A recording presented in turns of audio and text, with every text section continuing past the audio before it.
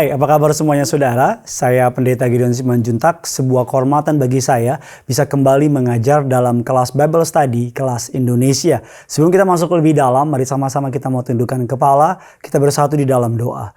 Bapa yang baik, Bapa yang kami kenal di dalam nama Tuhan kami Yesus Kristus, kami mengucap syukur untuk kebaikan Tuhan dalam hidup kami. Setelah beberapa hari kemarin kami belajar begitu banyak mengenai surat Paulus kepada jemaat di Korintus, kami belajar mengenai pemulihan hidup, kami belajar mengenai karunia-karunia, dan hari ini kami mau lebih lagi belajar mengenai apa yang Paulus katakan kepada jemaat di Korintus. Kami percaya firman Allah adalah kebenaran, kami percaya Alkitab adalah kehidupan, Alkitab adalah penuntun bagi orang percaya. Pakai hambamu untuk boleh menjadi pengajar bagi jemaatmu, urapi dia setiap kata kalimat yang keluar, biar nama Tuhan saja yang dipermuliakan. Taruh perkataanmu dalam perkataanku, taruh isi hatimu dalam hatiku, agar sungguh genaplah firman Tuhan, umatmu dikuatkan, umatmu dipulihkan, nama Yesus saja yang dipermuliakan. Di dalam nama Tuhan Yesus kami undang kuasa Roh Kudus untuk hadir di tengah-tengah kami. Setiap kita yang siap diberkati, sama-sama kita katakan amin. Kita akan masuk kepada bagian yang ketiga, masih dalam surat Korintus, dari 1 Korintus 15, 1 sampai dengan ke-58.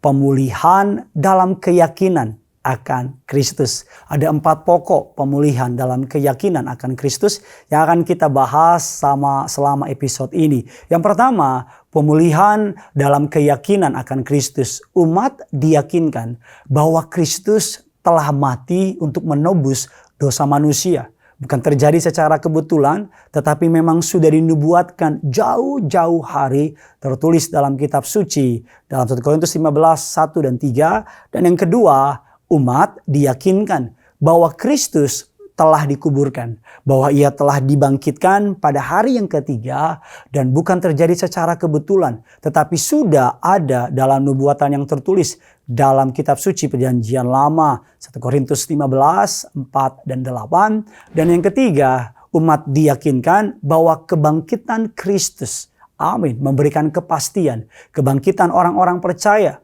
pada hari kedatangan Tuhan. Seperti itu tertulis dalam 1 Korintus 15, 9 sampai dengan 34. Dan yang terakhir, pokok pembahasan kita adalah umat diyakinkan bahwa kebangkitan Kristus memberi kepastian adanya tubuh surgawi bagi orang-orang percaya yang patut disyukuri sebagai kemenangan terhadap maut. 1 Korintus 15, 35 sampai dengan ke-58. Nah, kita akan masuk kepada latar belakang.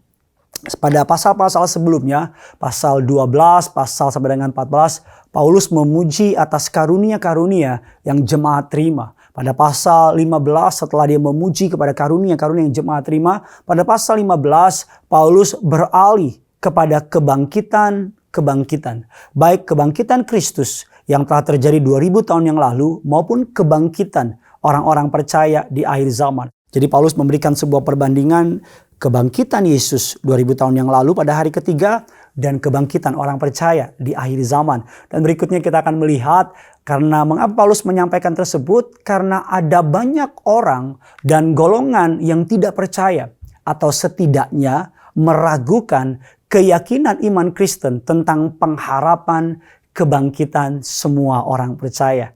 Paulus telah mendengar bahwa ajaran tentang kebangkitan orang mati di masa depan ditolak oleh sebagian orang. Seperti saudara membaca dalam 1 Korintus 15 ayatnya yang ke-12. Dikatakan demikian, dalam surat ini Paulus mengantisipasi keberatan-keberatan dari mereka yang menolak pengharapan kebangkitan. Ia menegaskan bahwa menyangkal kebangkitan sama dengan menjadikan iman Kristen tanpa arti dan tidak berharga. Karena dasar iman Kristen terletak kepada kebangkitan Kristus. Dasar iman percaya terletak kepada kemenangan Yesus di atas kayu salib telah mengalahkan maut 2000 tahun yang lalu. Dan berikutnya kita masuk dalam poin yang pertama. Umat diyakinkan bahwa Kristus telah mati untuk menebus dosa manusia. 1 Korintus 15, 1 dan 5. Ayat kuncinya, mari sama-sama kita baca. 1 Korintus 15 ayat yang ketiga, seperti yang saudara lihat di layar kaca saudara. Sebab yang sangat penting telah kusampaikan kepadamu, kata Paulus, yaitu apa yang telah kuterima sendiri, ialah bahwa Kristus telah mati karena dosa-dosa kita, sesuai dengan kitab suci. Saudara perlu melihat bahwa kata mati dalam bahasa Yunani yang menggunakan kalimat aponesko, yaitu verb aorist indikatif aktif, orang ketiga, singular yang berarti mati sekarat atau akan mati. Dari bahasa Yunaninya kita mengetahui bahwa memang Kristus benar-benar mati. Karena menggunakan kalimat aponesko yang benar-benar mati, sekarat atau akan mati. Kalau kita melihat lagi dalam slide selanjutnya, kata aponesko berasal dari dua kata apo dan nesko. Kata apo, kata depan genetif yang berarti karena, dengan, untuk, oleh. Karena, dengan, untuk, oleh. Sedangkan kata tenesko yang berarti artinya adalah mati. Dari kalimat ini Paulus ingin menegaskan bahwa Yesus benar-benar mati. Karena apa? Dosa manusia. Untuk apa? Manusia. Oleh apa? Oleh yang namanya perbuatan orang Romawi, Yesus mati. Dia benar-benar mati. Dan dikatakan saudara, jadi Kristus, Paulus dalam suratnya kepada jemaat di Korintus, Kristus disampaikan oleh Paulus telah mati karena dosa-dosa kita. Ini adalah inti dari berita Injil. Saudara bisa melihat dalam perbandingan Roma 5 ayat yang ke-6, 2 Korintus 5 ayat yang ke-14, Galatia 1 ayat yang ke-4. Kematian Kristus bukanlah sebuah kegagalan yang tragis dalam mewujudkan keadilan. Bukan pula akhir yang menyedihkan dari sebuah pelayanan yang seharusnya berhasil. Ada banyak orang berpikir Yesus adalah seorang nabi yang gagal. Ada banyak orang berpandangan Yesus adalah seorang pemimpin yang di-stop oleh sebuah kematian. Tetapi Yesus mati bukan untuk dosanya sendiri. Yesus mati bukan untuk pelanggarannya sendiri. Tapi Yesus mati benar-benar untuk manusia. Untuk saudara dan saya agar diselamatkan. Kematian Kristus dianggap oleh Paulus disampaikan kepada jemaat di Korintus bukan sebuah kegagalan yang tragis. Karena kematian Kristus mewujudkan keadilan. Bukan pula akhir yang menyedihkan dari sebuah pelayanan yang seharusnya berhasil. Tetapi ia telah diserahkan karena pelanggaran kita dan ia diserahkan Allah menurut maksud dan rencananya. Kematian Kristus bagi orang-orang berdosa mengandung dua sisi. Sisi yang pertama yaitu sisi sejarah atau historical. Dikatakan bahwa makna yang pertama adalah sejarah, yang kedua adalah teologis. Jadi kematian Kristus bagi orang berdosa memiliki dua arti. Yang pertama adalah makna sejarah dan makna secara teologisnya. Makna secara teologisnya, Kristus mati di atas kayu salib itu adalah fakta historis. Dia benar-benar mati di atas kayu salib. Dan untuk menebus dosa-dosa manusia itu merupakan makna teologis dari kematian tersebut. Dua sisi ini sama-sama penting. Mengakui historical, mengakui sejarah penyaliban Yesus tidak cukup. Banyak orang mengakui tersebut tapi mereka menilai kematian Yesus sebagai sebuah tragedi. Berbagai label menyedihkan disematkan kepada Kristus. Misalnya tokoh revolusioner yang gagal, nabi yang gagal. Tetapi Yesus mati bukan untuk kesalahannya, bukan untuk pelanggarannya. Tapi Yesus mati untuk dosa-dosa kita. Kita melihat lagi pengorbanannya. Pengorbanan Yesus menurut Paulus adalah sempurna untuk menebus dosa-dosa seluruh umat manusia. Tuhan Yesus sendiri telah menunjukkan bahwa kematiannya harus menjadi penggenapan dari sebuah rencana ilahi yang jauh sebelumnya telah dinubuatkan oleh para nabi. Ada begitu banyak nubuatan dalam kitab para nabi. Dan semua nubuatan yang dinubuatkan oleh para nabi ribuan tahun yang lalu sebelum kelahiran Yesus digenapi oleh kedatangan Yesus ke muka bumi, oleh kematian Yesus, oleh kebangkitannya. Seluruh nubuatan oleh para kitab nabi digenapi oleh yang namanya Yesus Kristus Tuhan kita.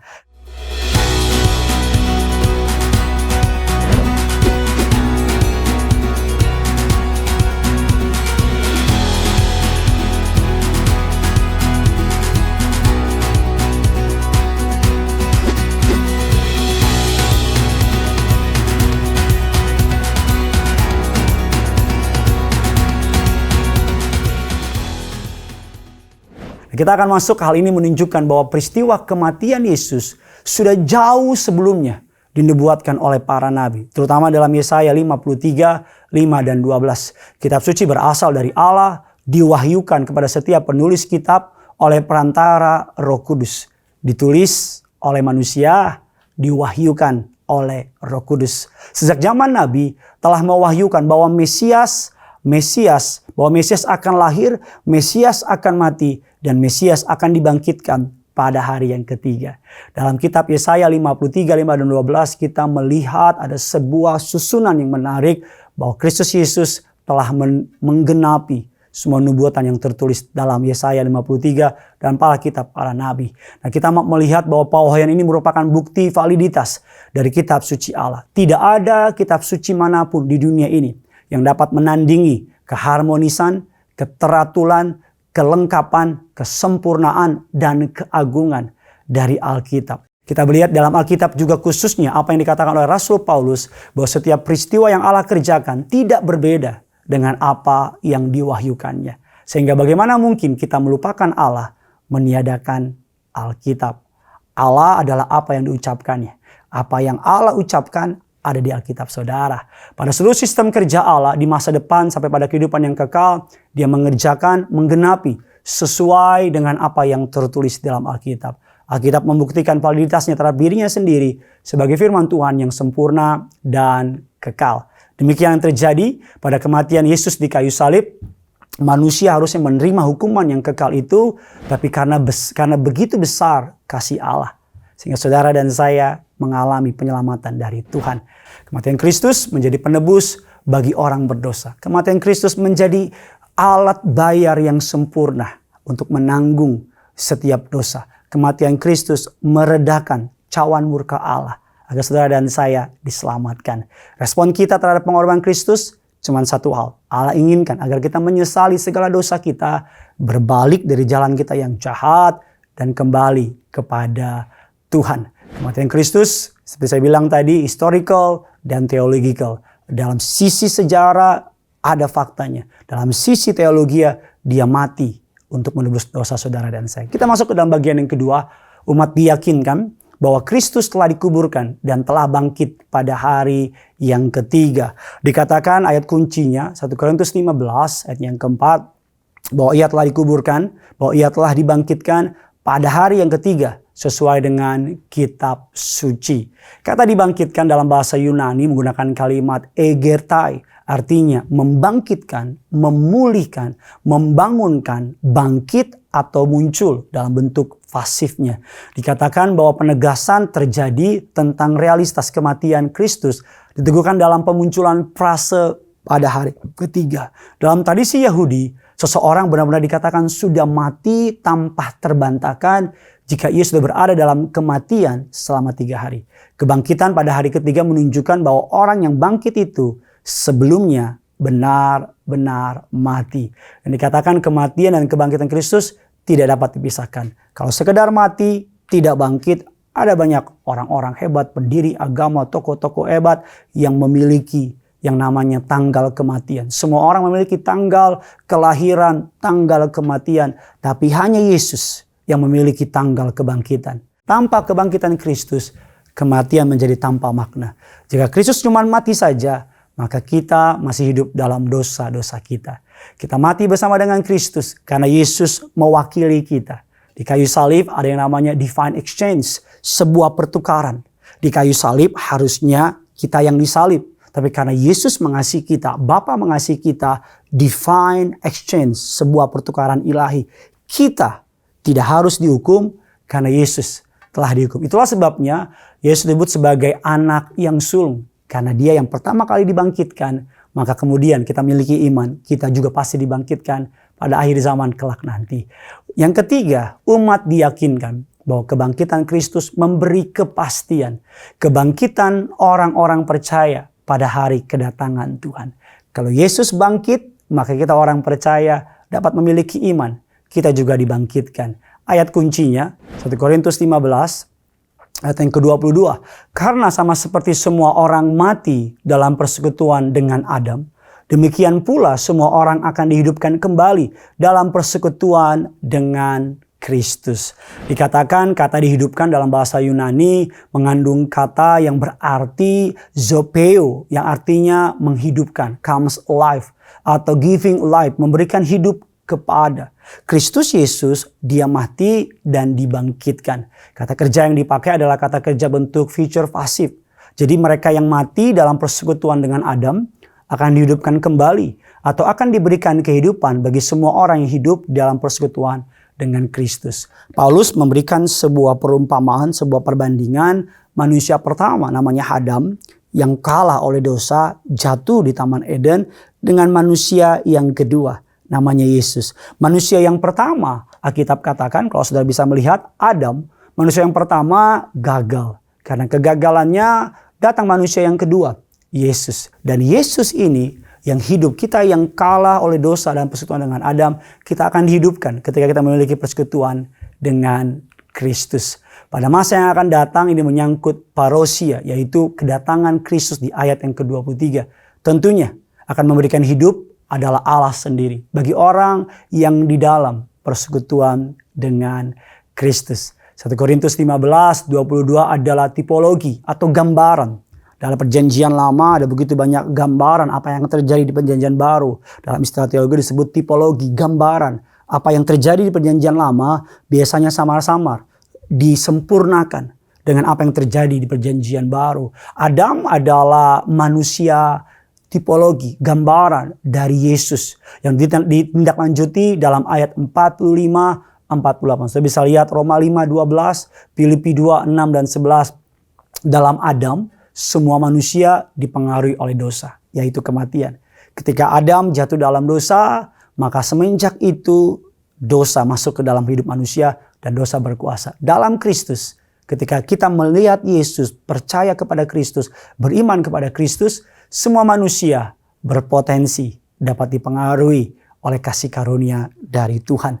Orang yang telah melihatnya merujuk pada kebangkitan, baik yang selamat atau yang terhilang. Daniel 12 ayat yang kedua, dalam Adam semua manusia mati, dalam Yesus semua manusia akan dibangkitkan untuk menerima mahkota kehidupan dan penghakiman yang kekal. Paulus menyatakan bahwa kekristenan bukan menyangkut kehidupan masa kini. Kekristenan tidak hanya berfokus kehidupan di dunia, tapi fokus pada kehidupan di surga. Dikatakan bahwa Tuhan mau kita menikmati hidup di dunia, tapi Tuhan juga mau yang paling terutama bukan yang di dunia, tapi kehidupan setelah kematian. Yang keempat, yang terakhir, umat diyakinkan bahwa kebangkitan Kristus memberi kepastian adanya tubuh surgawi bagi orang-orang percaya. 1 Korintus 15:35 sampai dengan ke-58. Ayat kuncinya sama-sama kita baca ayat yang ke-44. Yang ditaburkan adalah tubuh alamiah, yang dibangkitkan adalah tubuh rohaniah. Jika ada tubuh alamiah, maka ada pula tubuh rohaniah. Penting untuk diperhatikan bahwa dalam pembahasan tubuh kebangkitan di dalam 1 Korintus 15, bahwa Paulus tidak menggunakan istilah daging, sarx atau basar, tapi Alkitab menyebutnya dengan istilah Yunani, soma, atau Ibrani, gevia. Yang artinya kata soma menunjuk pada seluruh keberadaan, eksistensi manusia dalam hidup ini. 1 Korintus 6 ayat 20. Anggota-anggota badan, pikiran atau roh, dan bermacam-macam bagian dari seluruh organisme. Roma 6, 12 dan ke-13. Ada juga yang mengatakan bahwa tubuh kemuliaan seperti tubuh Kristus telah dibangkitkan. Tapi kita harus melihat bahwa tubuh Kristus setelah ia bangkit masih berupa daging. Dan perlu diketahui juga bahwa daging kita berbeda dengan kualitas daging yang dimiliki oleh Yesus Kristus. Kita mewarisi daging sark yang telah tercemar karena dosa Adam. Tapi Yesus Kristus tidak tercemar oleh yang namanya dosa. Tubuh Kristus before and after. Sebelum dan sesudah penyalipan tetap tubuh kemuliaan. Tubuh mulia itu darahnya tercurah, tubuhnya dihancurkan agar kita menjadi suci, layak menjadi bagian dalam kerajaan surga. Kemampuan Yesus berjalan di atas air adalah melawan hal-hal yang alami atau tubuh daging yang mana yang dapat mengalaminya. Apa yang dinyatakan para rasul dalam surat-surat mereka ini tentu saja merujuk kepada tubuh kebangkitan yang sama sekali berbeda dengan dimensi yang kita kenal di bumi ini. Pemahaman mengenai tubuh kemuliaan bersifat rohania atau dalam bahasa aslinya pneumatiko, Yang artinya bukan bersifat secara jasmani, tapi bersifat secara rohani. Kesimpulannya, jemaat Korintus menghadapi bahaya dari ajaran-ajaran di luar kekristenan. Menghapus kebangkitan Yesus dari kekristenan sama dengan menghapus kekristenan seluruhnya. Seperti saya bilang sebelumnya, Rasul Paulus melihat bahwa jemaat di Korintus mengalami begitu banyak pengaruh dari kiri dan kanan. Begitu banyak pengaruh dari yang namanya penduduk yang begitu majemuk, ilah-ilah yang lain, kuil-kuil yang lain. Paulus ingin menegaskan bahwa kalau kita menghapus kebangkitan Kristus, sama saja dengan menghapus kekristenan secara keseluruhan. Kebangkitan Yesus bukan bab akhir dari buku kekristenan. Tanpa bab itu, keseluruhan buku kita, seluruh Alkitab tidak lagi dapat dipercaya. Kekristenan, kebangkitan Yesus adalah inti dari kekristenan. Yesus bangkit dari maut, mengalahkan upah dosa, mengalahkan maut. Mari kita bersyukur karena Dia sudah melakukannya bagi kita. Di dalam Dia kita bisa merasakan damai, tenang, sukacita. Di dalam Dia kita tidak dapat dipisahkan. Tidak ada satupun yang dapat memisahkan kita dari kasih-Nya. Kita bisa menderita, kita bisa dianiaya, kita bisa mengalami masa suka dalam hidup ini. Namun kasih Kristus lebih kuat dari kematian. Walaupun mengalami masa sulit, masa yang tidak menyenangkan, masa guncangan, tapi kasih Kristus dapat meneguhkan saudara dan saya.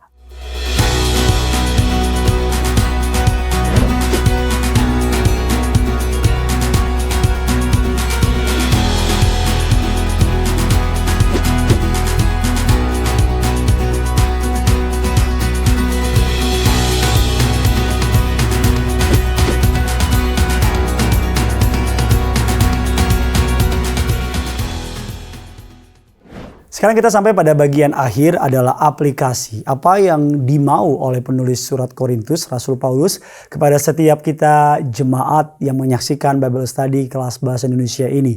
Yang pertama, bahwa kita harus yakin bahwa Kristus Yesus telah mati untuk menebus dosa manusia. Bukan terjadi secara kebetulan, tetapi sudah dalam nubuatan yang tertulis dalam kitab suci Perjanjian Lama. Saya teringat sebuah kisah yang saya baca di sebuah kisah-kisah rohani.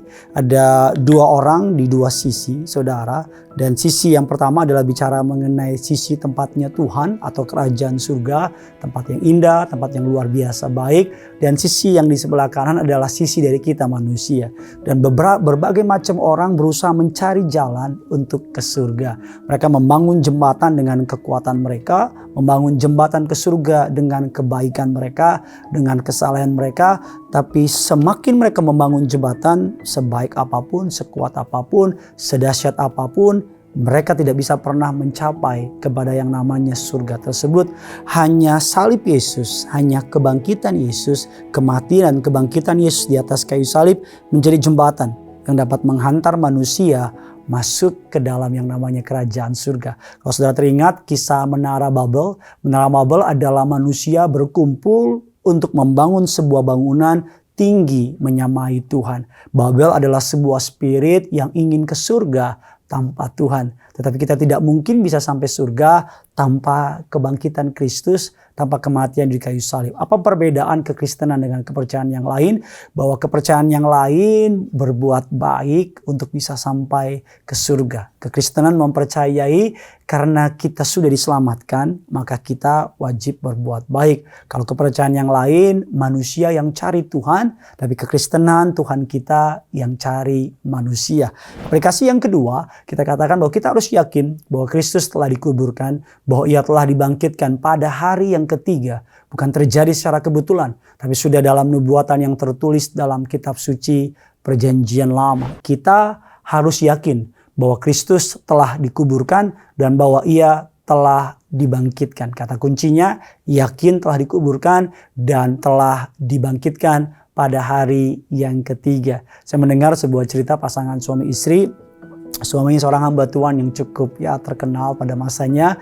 Suatu hari dia mengalami masalah kehidupan dan beberapa minggu, beberapa bulan dia mengalami sebuah tekanan dalam hidupnya dan mengalami sebuah keadaan yang membuat dia drop.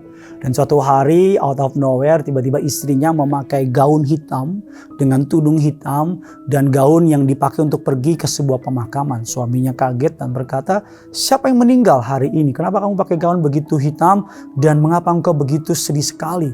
Dan istrinya berkata, yang meninggal Tuhan kita, Yesus Kristus. Karena ada seorang hamba Tuhan mengerti firman, dia langsung bangkit dan bilang, kamu jangan sembarangan ngomong. Yesus memang telah mati, tapi dia sudah bangkit dari kematian. Dan kata istrinya membuat sebuah kalimat yang menohok suaminya, dikata, kalau memang Yesus sudah mati dan sudah bangkit dari kematian, mengalahkan maut, mengapa kamu masih khawatir sama hidupmu? Mengapa kamu masih takut sama masalahmu? Hal tersebut membuat kita mengingat bahwa Yesus benar-benar mati dan benar-benar dibangkitkan. Karena Yesus telah hidup, telah bangkit, ada hari esok. Yang ketiga, kita harus yakin bahwa kebangkitan Yesus Kristus memberi kepastian kebangkitan orang-orang percaya pada hari kedatangan Tuhan. Kita memiliki sebuah keyakinan, sebuah jaminan, sebuah kepastian. Bukan mudah-mudahan, bukan nanti, tapi pasti. Ketika orang percaya, yang percaya kepada Kristus, beberapa kepercayaan percaya kalau sudah mati, tidak bangkit lagi. Kalau sudah selesai tiang kubur, tempat kubur adalah perhentian terakhir. Tapi kita di dalam Kristus Yesus Tuhan, kita percaya bahwa ketika kita mati di dalam Tuhan, maka dalam akhir zaman kita akan dibangkitkan bersama-sama dengan Tuhan. Dan yang keempat, yang terakhir, kita harus yakin bahwa kebangkitan Kristus memberi kepastian adanya tubuh surgawi bagi orang-orang percaya yang patut disyukuri sebagai kemenangan terhadap maut.